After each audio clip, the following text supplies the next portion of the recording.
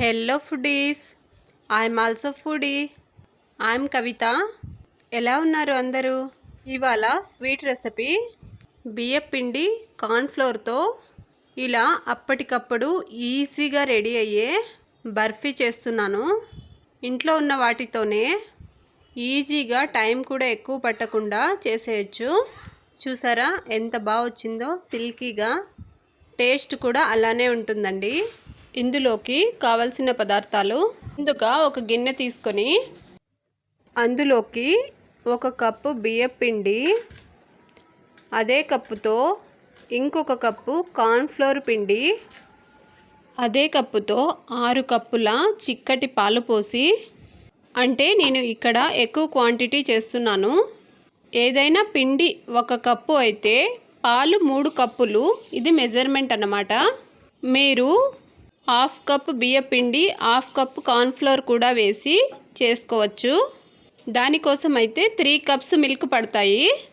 అలాగే ఇందులోకి 2 కప్స్ అదే కప్పుతో షుగర్ వేశాను.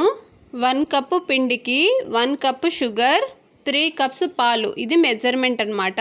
నేను ఇక్కడ 2 కప్స్ పిండికి మెజర్మెంట్ చూపిస్తున్నాను. ఇలా అన్నీ వేసుకొని బాగా కలిపేసి షుగర్ మొత్తం కరిగిపోవాలండి. ఇలా షుగర్ మొత్తం కరిగిపోయాక ఒకసారి వడపోసుకోవాలి కడాయిలోకి. ఏదైనా ఉండలు ఉన్నా కూడా ఇలా వడపోసుకుంటే చక్కగా వచ్చేస్తుంది. స్వీట్ మొత్తం సిల్కీ టెక్స్చర్ వస్తుందండి. ఇప్పుడు స్టవ్ ఆన్ చేసుకొని సిమ్లో ఉంచి ఇలా కలుపుతూ ఉంటే ఇలా ఉడుకుతుంది. చూస్తున్నారుగా, కాసేపటికే ఇలా దగ్గరగా వచ్చేస్తుంది. కానీ కలుపుతూనే ఉండాలండి, లేదంటే ఉండలు కట్టేస్తుంది. స్టవ్ను సిమ్లోనే ఉంచి ఇలా కలుపుతూనే ఉండాలి. చూసారుగా, ఇలా గట్టిగా అయిపోయి దగ్గరగా వచ్చేస్తుంది. ఈ స్టేజ్లో ఉన్నప్పుడు స్వీట్లోకి కాసింత నెయ్యి వేసుకొని ఒకసారి బాగా కలుపుకోవాలి.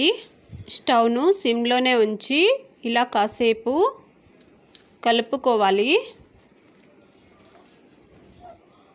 చూస్తున్నారా ఎంత చక్కగా ఉంది కదా.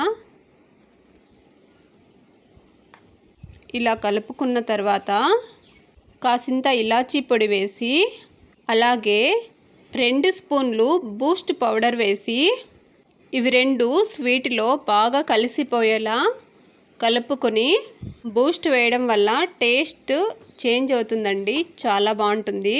మీకు నచ్చదు అనుకుంటే స్కిప్ చేసుకోవచ్చు, ఇది ఆప్షనల్ మాత్రమే. ఇలా బాగా కలుపుకొని మొత్తం బాగా కలిసిపోయాక ఒక ప్లేట్కు నెయ్యి రాసుకొని పక్కన ఉంచుకోవాలి. చూసారుగా, ఇలా ప్యాన్ నుంచి స్వీట్ సపరేట్ అయిపోయేలా ఉడుకుతున్నప్పుడు చూస్తున్నారుగా, ప్యాన్కి అస్సలు అంటుకోవడం లేదు. స్వీట్ పూర్తిగా సపరేట్ అయిపోతుంది.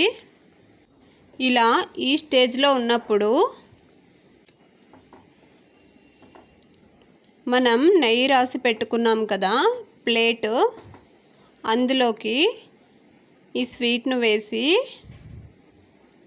లెవెల్గా స్ప్రెడ్ చేసుకొని ఇలా ఒక 1 అవర్ అలానే ఉంచి ఆరనివ్వాలి పూర్తిగా.